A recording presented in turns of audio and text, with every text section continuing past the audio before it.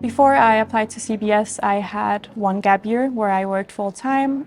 Before that, I was studying my upper secondary education here in Denmark. Before applying to CBS, I took a one-year study in Norway, where I studied social economics, and before that I was 1 year in the Norwegian army. I chose to study digital management because I've always had an interest in business and innovation. The reason I chose digital management was because of the integration of IT and digitalization into every single course, but also because of the business and economic courses of the program. Choosing my program was definitely difficult, and I was worried, to be honest, that I didn't choose the right program for me. But after 2 semesters now, I feel confident that I picked the right program for me. For me, it was quite hard to choose whether to study in Norway or in Denmark. One factor that made me choose CBS is that there's a much bigger international environment. Studying at CBS also meant for me that I was going to move 5 hours away from my hometown and my parents. Before applying to CBS, I had to make some practical